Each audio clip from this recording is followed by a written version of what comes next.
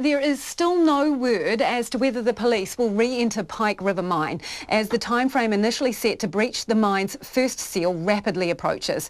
Tomorrow marks 1 year of the Pike River Recovery Agency, and work is in full swing ahead of a planned re-entry. Our South Island video journalist Logan Church went to the west coast to see what progress has been made. Under the hot sun deep in the west coast, Pike River is somewhat peaceful. Effigies of the 29 miners who died in the 2010 disaster, once used to stop trucks aiming to seal the mine for good, keep a vigilant watch on all who drive towards Pike River. This week, the government's independent advisor on the Pike River re-entry, former Air New Zealand boss Rob Fyfe, is making his first trip to the mine. Today I'm going on site. It'll be my first visit actually to the mine site itself, and I'm looking at the process that's going through at the moment to purge nitrogen into the mine. Up on the mountain, nitrogen is being forced into an area of the mine known as the drift to purge it of explosive methane.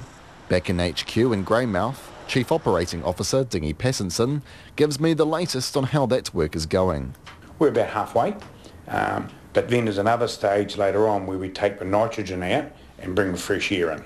And we won't do that until just before we're due to enter the mine, because we're changing things down there. The mine's been stable for 8 years, and now we're starting to interfere with it. We're starting to make changes to the atmosphere underground, so we want to make sure that we get a stable environment again. So when we finish the purging, we'll just let it stabilise for a while and just see what happens. This agency is 1 year old tomorrow. In that time, it's grown from a one-person team, Chief Executive Dave Gawn, to 23.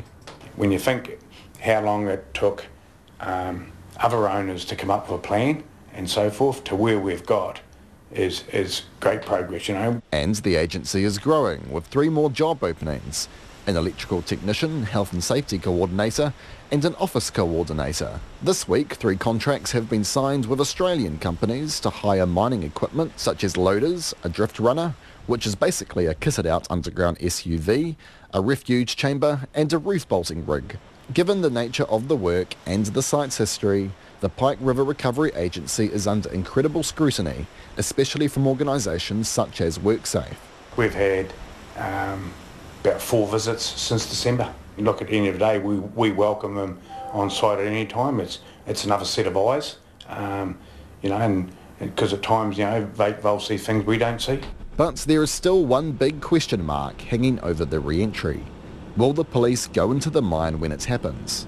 Miners will receive forensic training in the coming weeks in case the police say no. But up at the mine's entry, Rob Fyfe says they are covering all their bases. If the police, for whatever reason, couldn't go in, then we would have to make sure that we were able to train the mining team with a level of forensic capability to achieve what we're looking for the police to achieve. And I think that is also a viable plan, albeit it wouldn't be our preferred plan. The police say their discussions with the Pike River Recovery Agency, mines experts and WorkSafe are close to being finalised and expect to be in a position to talk further in the coming weeks. But in the meantime, it's a case of more purging, more planning.